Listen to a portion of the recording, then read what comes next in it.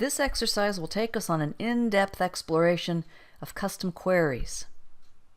We'll begin in Barista Development, Query Definitions. And let's define the custom query that we'll be using throughout this exercise.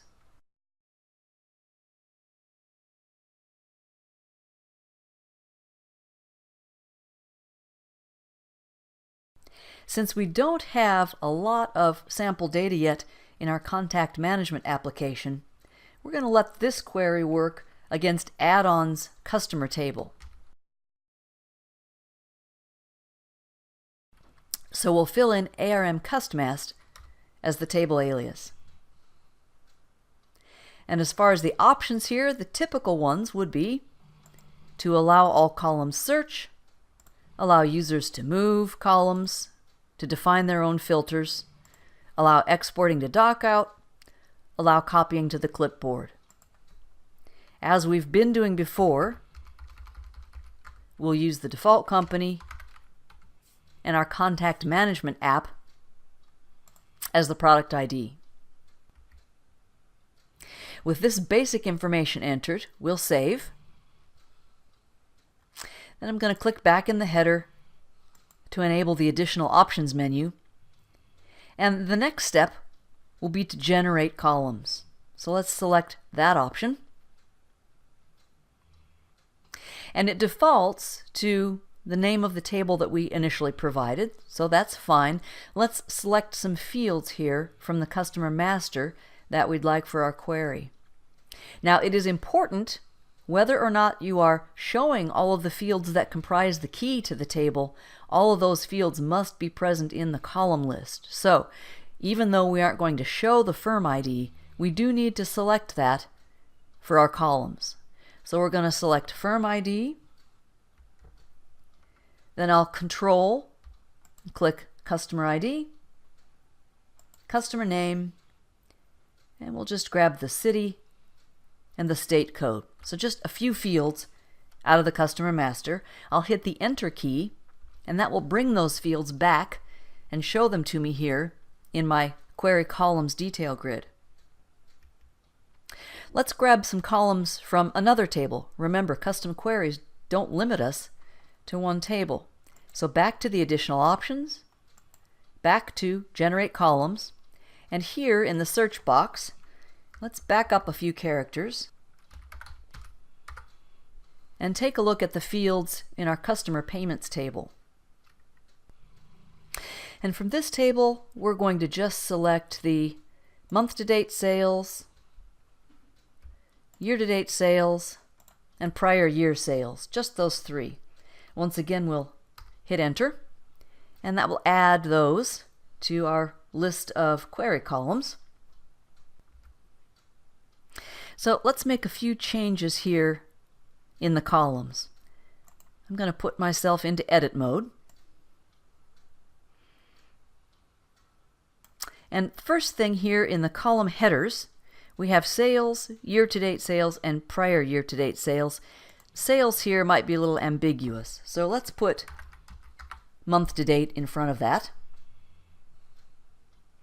And here in the column alias, for the year-to-date sales, we're going to just put a CY here for current year.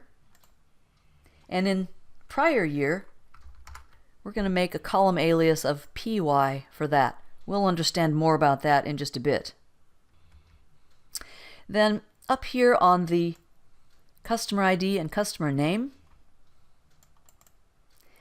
let's go to this list button and say that these columns are always going to be visible. We don't want to let the user hide these two columns. We'll click Save. Then I'm going to, again, focus in the header. I'm just clicking the SQL Syntax tab. I'll put myself back in edit mode, go to the Additional Options menu, and this time we'll click the Generate SQL option.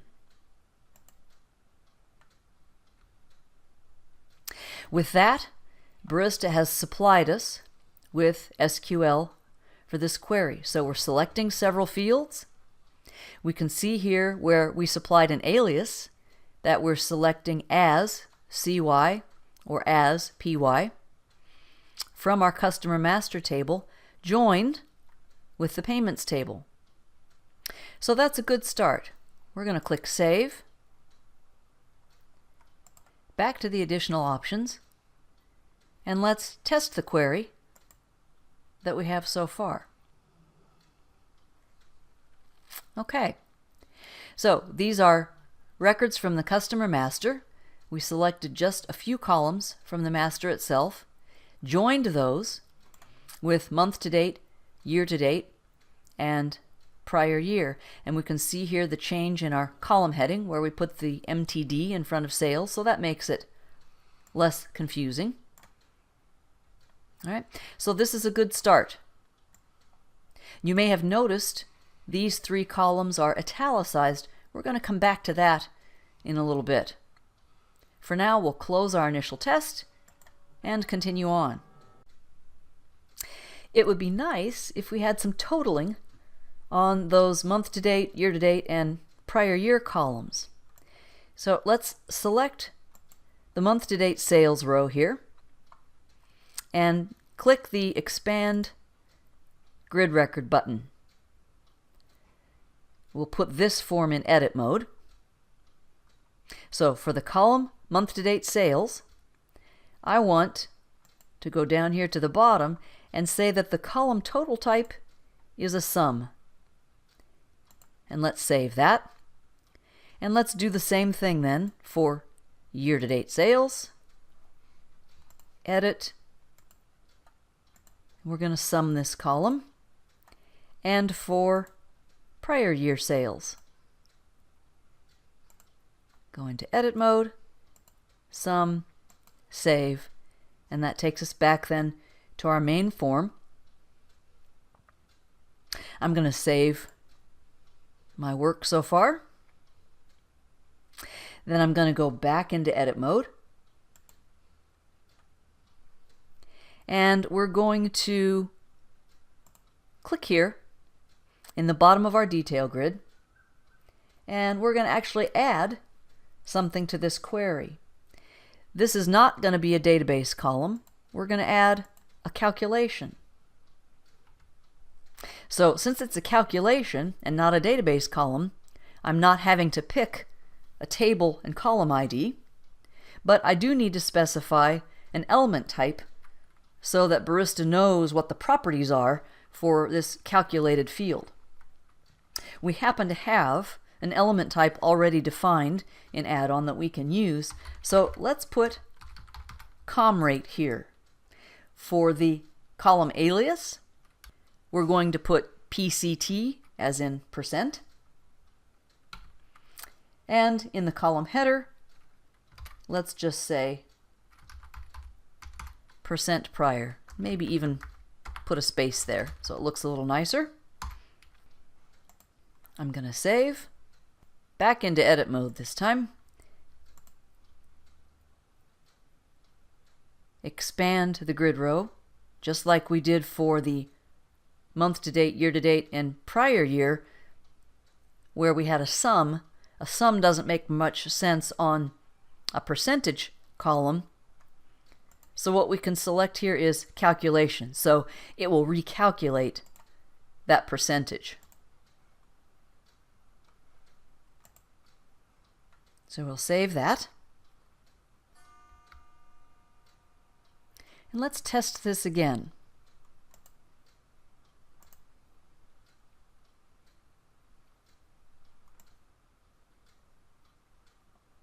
Now, we don't see our new field yet, and that's because we've tested this query once before, and so Barista has already recorded in our user settings file the settings for this particular query. So no problem, we can just close. And let's relaunch query definitions. Call it back up. Run our test again. And now you'll see this little indicator out here that tells us you've changed the actual columns that are part of the query since the last time you ran it. So we can click here, and that will automatically bring up our inquiry columns form, and it now sees that new percent column, and we can just check the box so that it will show it to us as well. Say OK, and let's open this up a bit now. So we have month to date, year to date, prior. Here's our percent of prior. That's our calculation. There's nothing in it yet. We haven't told it what the actual calculation is. So let's go do that next.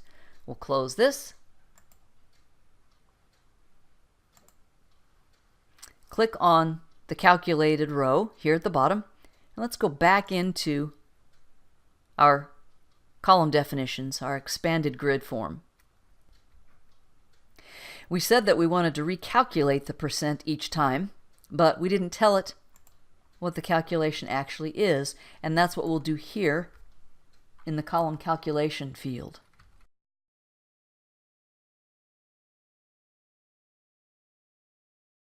For our calculation, we're going to take the current year divided by the prior year, multiply that by 100. So that will supply the calculation that we need. Let's save it. And once again, we can test it. Now I'm going to change some column sizes here.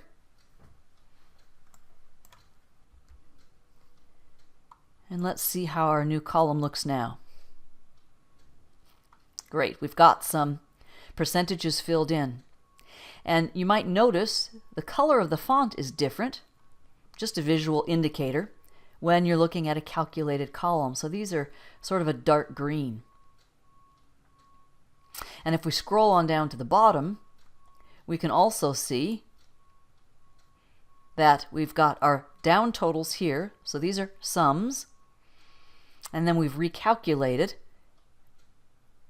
the final percentage of prior here.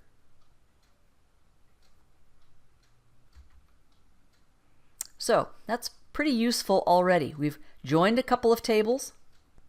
We said to do some totals and some recalculations.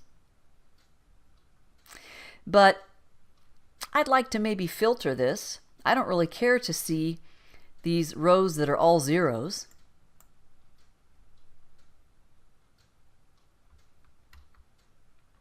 So let's talk for a minute about how we can do some column filtering. I'm going to close the test and go back here to our query definition form. One thing that I can do, if my filtering needs are very simple, is supply some basic filtering right at the particular column. So if I click here on month to date sales and once again go back to expand the grid record, click the edit button, you can put very basic filtering information right here. Let's say not equal to 0. Save that. And let's follow suit for year to date and prior year. Not equal to 0.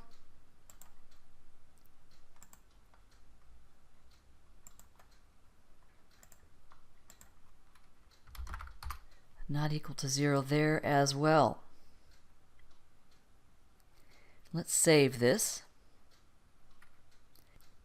That will help Barista construct a where clause for our query. So we're going to test it again, but before we do, let's go up to Development and ask to see the query monitor. You'll want to get familiar with the query monitor for sure as you start working with queries. So the query monitor's up. Let's retest our query.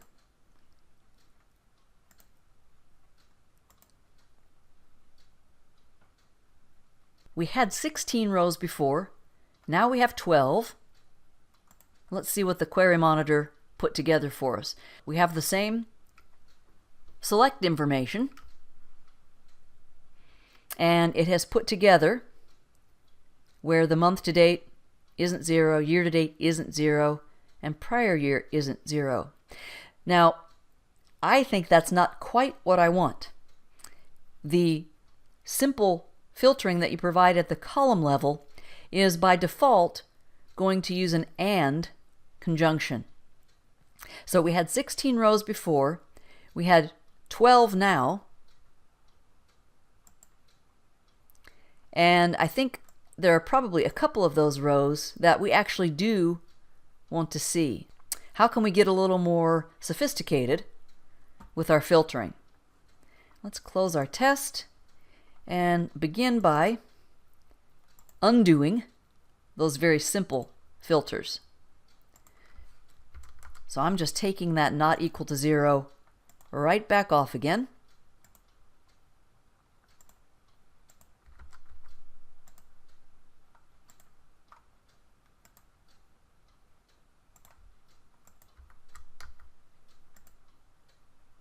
Let's save.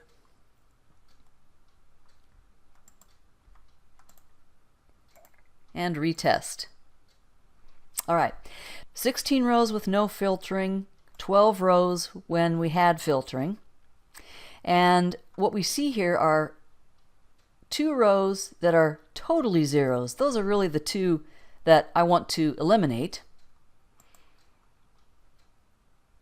And we also have a couple of rows here that aren't all 0, right? Here we had some prior year sales, although current month and year to date are 0. And here we had month to date and year to date, but nothing prior. I'd still like to see those rows. But with the basic filtering that's going to use an AND conjunction, I can't quite get there. But our filtering tool will let us take care of that. So with our test still up, we're going to click here on our filtering button, and that brings up this inline filtering tool.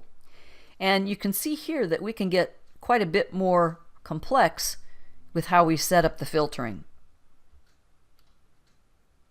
So from our column, I'll select my month to date sales, select my operator of not equal to, and we'll leave the 0 value here, and click enter to add that chunk of filter over here in our text box.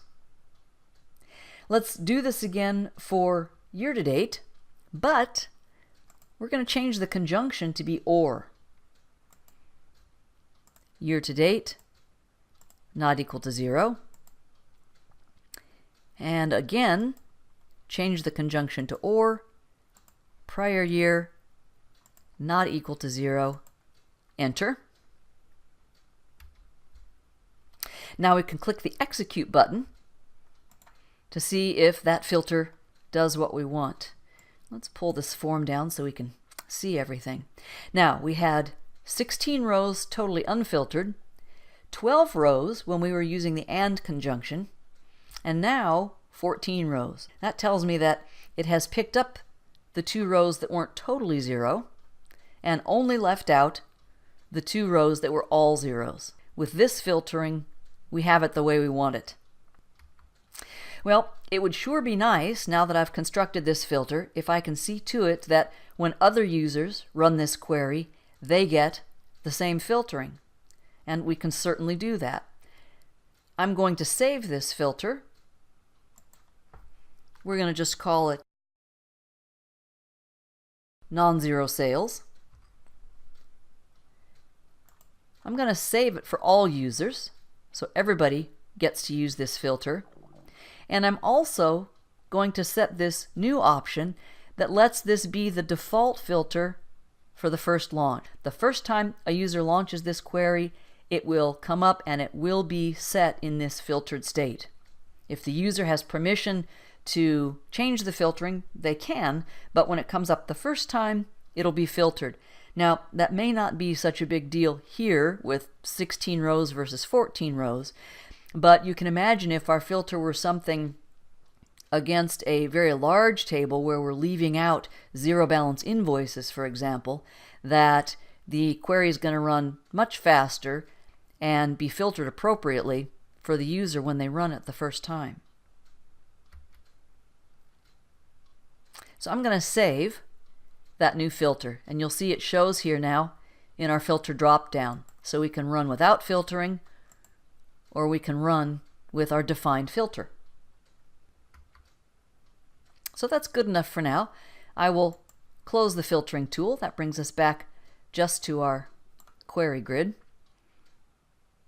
And let's set things up so that we can actually launch this query from a form. We'll close out of the test. And I'm going to move over here to drill down definitions. Setting up a drill down definition will give us a way to attach our custom query to a field on a form. Let's call this CTM Cust Sales, and we'll provide a description.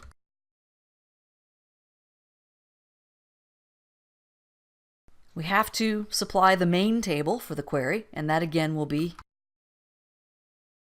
the customer master table. And we're going to supply the name or the ID of our custom query here.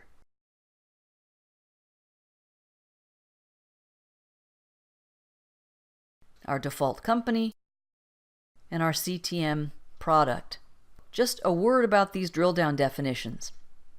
A drill down, if all it has is the name of a table, will do just a simple select on the named table. You can supply some other information, an alternate key if need be, or a preset if you want to set certain things like a firm or a customer ID. It can also run a custom query, and that's what we're going to do. And the third thing is that a drill down definition can actually be set to just run a BBJ program that could launch a form or do some other action. We'll see some more of that later. But for now, our drill down definition says to run our custom query. So we'll save that, and we can close out. Now let's hook this up somewhere. I'm going to go back to Form Manager, double click to bring up our contacts form. And let's go to the customer ID field.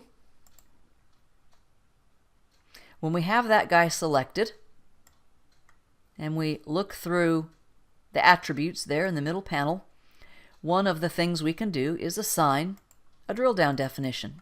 Let's look through the list here and select the drill down that we just created. And I'll click the Run button here to just build and run the form directly from the form designer. We'll bring up a contact. Now we have this new drill down button out to the right here. This is the button that appears when we've attached a drill down definition to a particular field. If I click this, that's going to run my brand new query.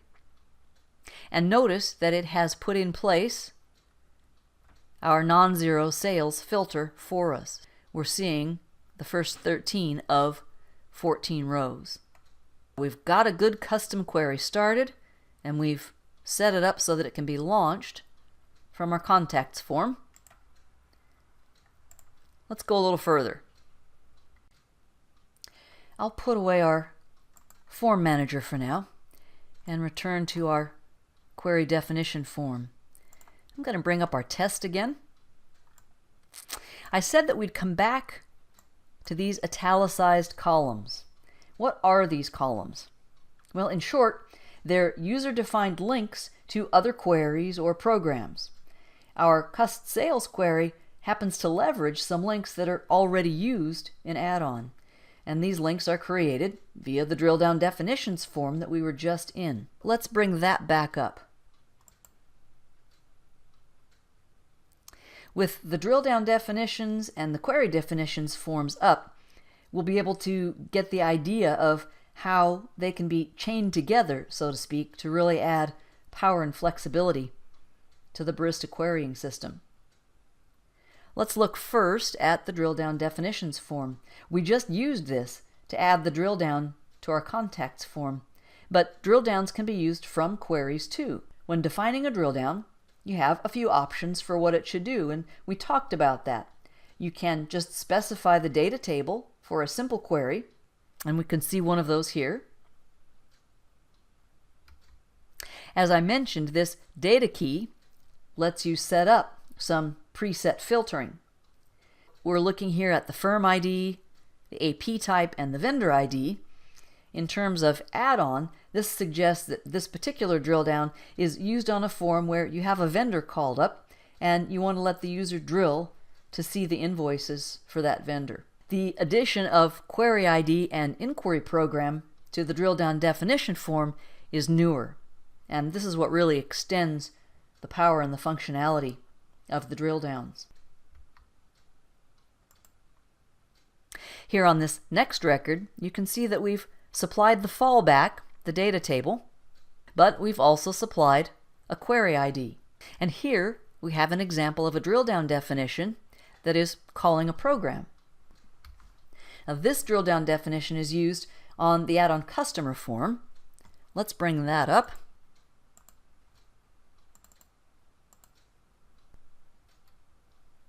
If you go here to the Aging and Sales Summary tab, you can see we have several drill downs on this form. And when you click the drill down on one of the customer's aged balance amounts, this program is being called to gather the invoices for that specified aging period, and then it turns around and calls the querying program in Barista, giving it that list of invoices. So in a sense, the program that we call does a little mini aging to determine which invoices fit for the drill down button that we've clicked, and then compiles a list of invoices and sends that in as the filter for running this particular query. So again, the order of precedence for these drill down definitions is if an inquiry program is defined, that's what's going to get run. If not, it'll look to see if there's a custom query ID established. And finally, it will fall back and do a simple single table select on the data table that you've specified here. Now, here's where it starts to get really interesting. When working with our cust sales query, we went through the exercise of clicking on a column, clicking the expand grid record, and setting some filtering or setting some calculations. But look here, for a given column on a query, you can also specify a drill down definition. Do you see where this is going? You can place a drill down button on a form, as we did a little bit ago, and that drill down can launch a query. That query can carry drill down definitions on one or more columns, so from your query you can launch a drill down, which can in turn launch another query, which might also have drill downs, etc. Notice too that a query can also call a program. Now this inquiry program is actually a way to do more sophisticated filtering than you can do by just supplying an operator and a value, or by using the filter tool that we used before. Bearing all of that in mind, let's look at the drill down definition for our year-to-date sales column. The month-to-date, year-to-date, and prior year are all structured the same, so we're just focusing on year-to-date for our exercise. This year-to-date sales field happens to also be associated with a drill down on the customer master form. Let's go back there for just a minute.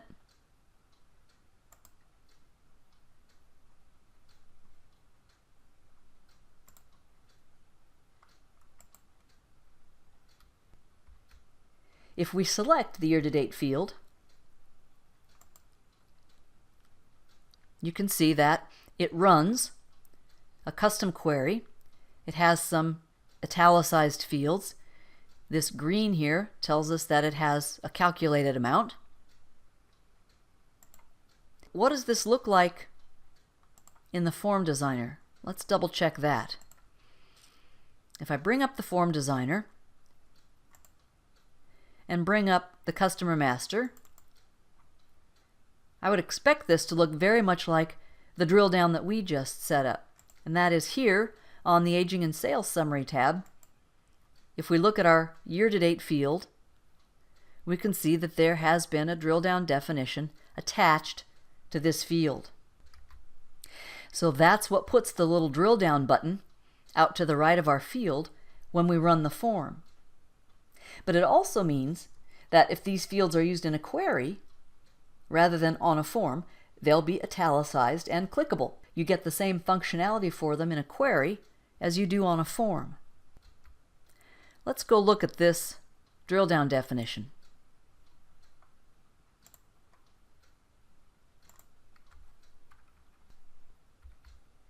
This says to launch a custom query. We can just click here to jump straight to that particular query definition. This query looks at the accounts receivable invoice history table. Here you can see we have a calculated column that gives us our total sales. If we look at the SQL syntax, we can see that it also has a couple of left joins on tables for coded values so that we can get the descriptions for them. What I want to direct your attention to is the invoice number column. If we expand the grid record for the invoice number, we see both an inquiry or filtering program as well as a drill down.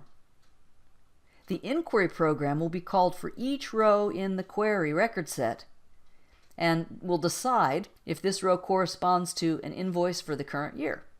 And if not, it skips that row. In addition, this program makes sure to set the value for our calculated total sales column, since the invoice history file itself just contains the total amount invoiced, which is often different than the total sales. Okay, so we query the invoice history file for a given customer and throw away what's not year to date. That gives us the rows in our query, but we've also set a drill down for the invoice number. Let's look at that drill down definition. This particular drill down definition runs a program. So when we run our query, the invoice number field will be in italics, and if we click it, the drill down definition will launch this particular program. And this program contains code to just launch a barista form. We'll see how that all works in just a minute. Let's close some of these definition forms.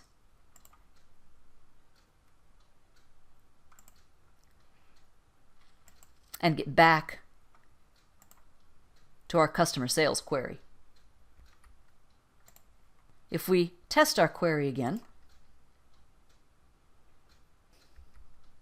and click on the year-to-date column,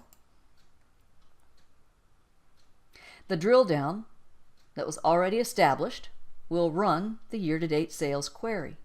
We can see here, looking at these dates, that filtering program, that row-based program associated with the query, throws away rows that aren't year-to-date or invoices that aren't year-to-date and sets the total sales amount. That's our calculated column. And last but not least, we can also see that the invoice number is italicized. That's the drill down definition that said to run a program. And that program says to launch our invoice history inquiry form.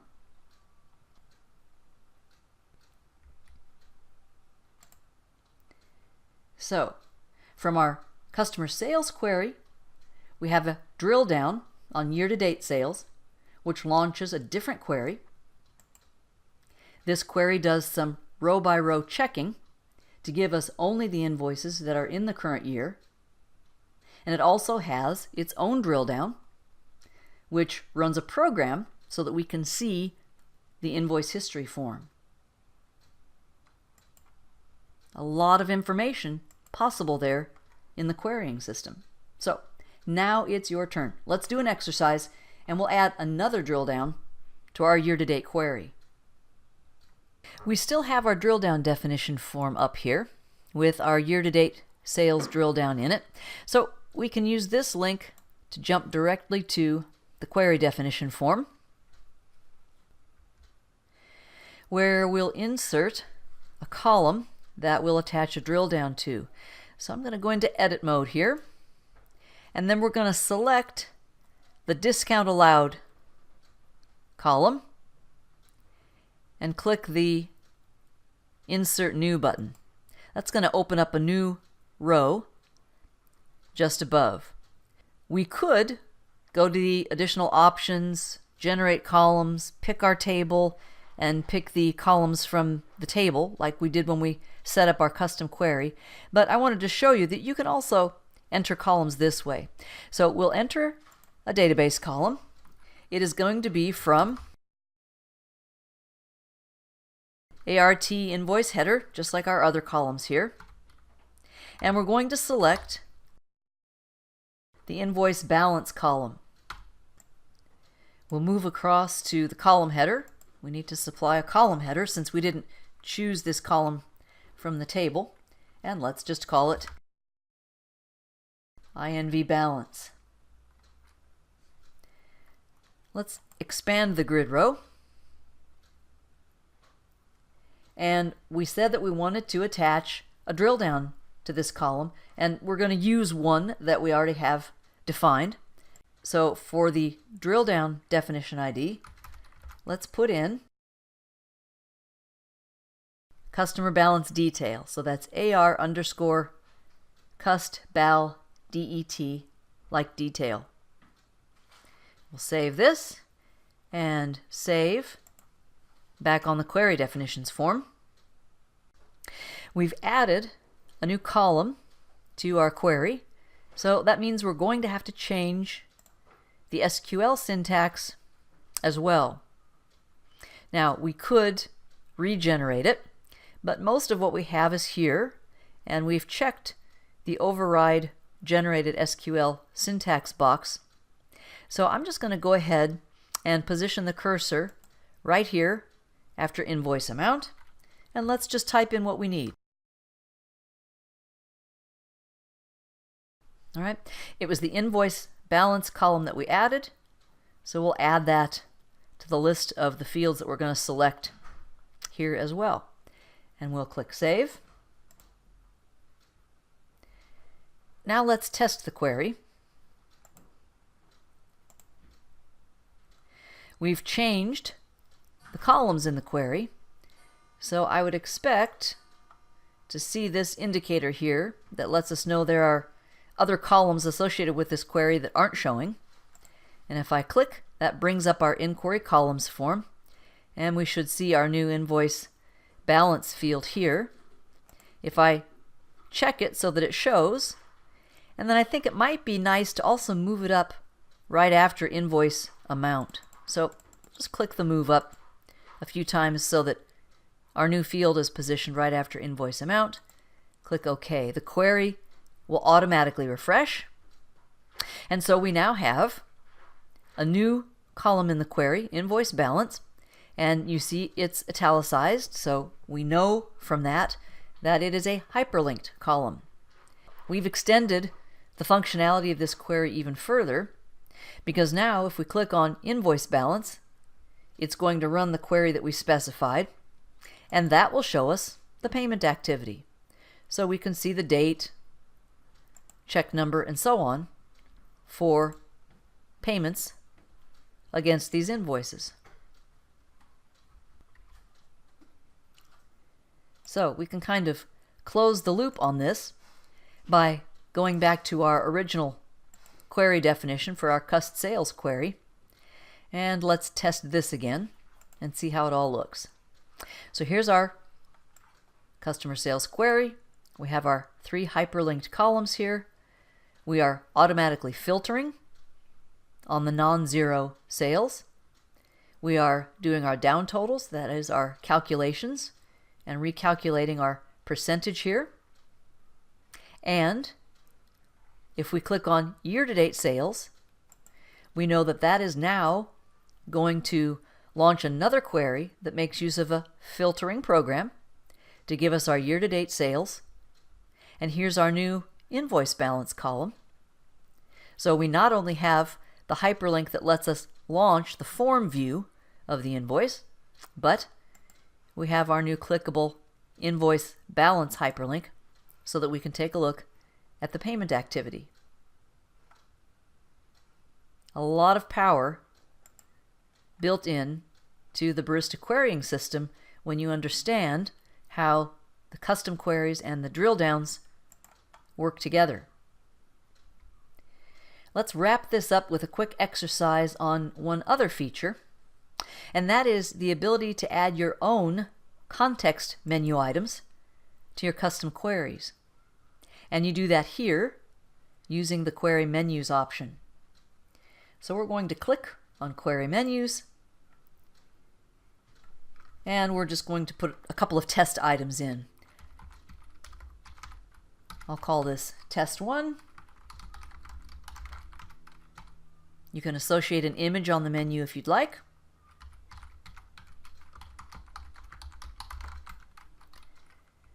And test option 2. Now what does that do for us? Not a lot right at the moment, except that when we test this query, we now have, when we right-click, the typical options that you always see for going to the inquiry columns, exporting the records, but that has given us the test items that we added here to our right-click menu. So we hook some code up to these, and we can extend the functionality of these queries even further.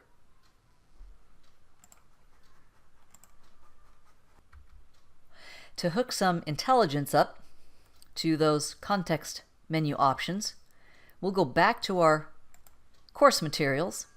So we're here in our Bar AON Training Contact Materials folder. And let's grab this CTM Cust Sales INQ for Inquiry source and paste that, as we have done with other programs, into our contacts prog. Taking a look then at this code, let's see what it does. It's a very simple program. This is really just boilerplate so that I can demonstrate for you the mechanics of using a query menu.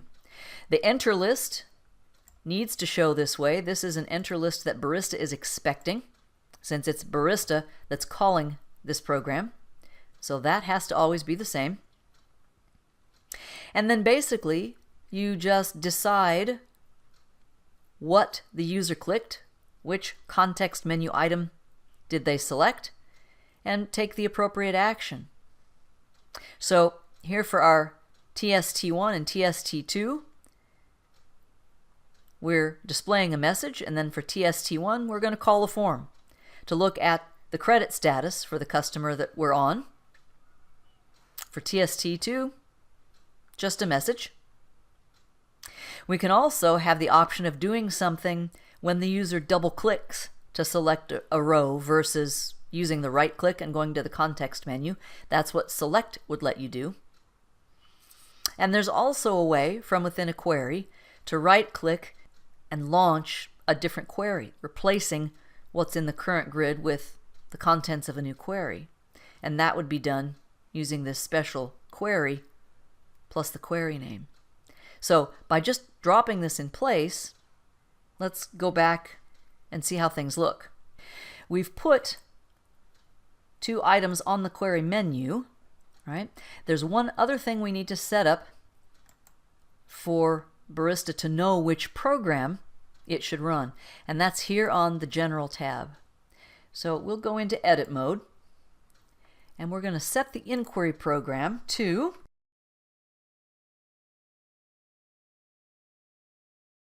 the program that we just copy-pasted in. So we have the name of the program, and then we have this select in square brackets in front of it. And this select tag is important to place there if you want a double click to also run this program. We have said that our query menus, our two query menu items, should run this program. If we also want a double click to run the program, then we need the select in front of it as well. So I'm going to save that. Let's test our query again. All right, so if I simply double click, we've gone to our program and it's telling us which incoming option we selected. So that's exactly right. If I right click, I can say test option 1, tells us the message, and for test option 1, we said then to go ahead and launch the credit status. We can run a form from there to quickly show us the credit status for the customer we had selected.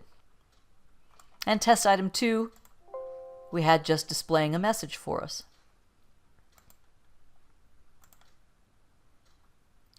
Our source program had code in it that could handle executing a query as well. Let's put that on our query menu. We're going to add query 1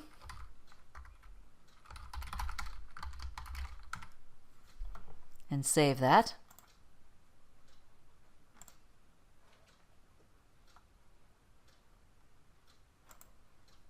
Test the query one final time. And now if I choose query option 1, my whole query was replaced. All right, this is another custom query that we told it to run that is a basic lookup on the customer master. So you can see this is no longer our cust sales query. There's no sales present in here. Now normally if you're going to have one query launch another in this way, you would put in a right-click option to toggle back again. And we haven't done that, so we can just close. And if we test it again, then we're back to our cust sales query. So that's a quick demonstration of how to go even further then and extend what your query can do by providing some context menu options.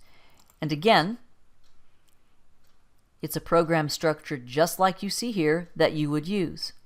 Just putting in a switch block to test for whether they selected with a double click or which of your options the user clicked, and then take the action that you would like it to take.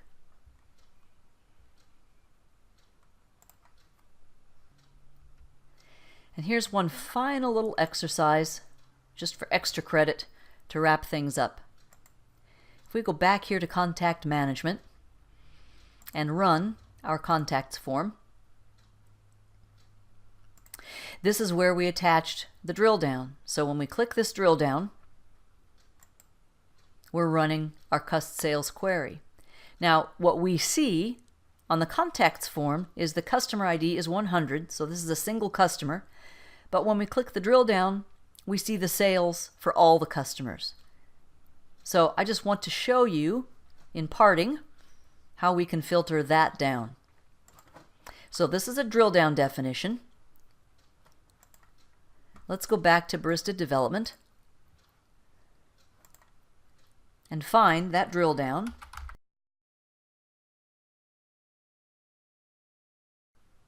It's giving us all customers because we haven't specified any data key for presets or for filtering.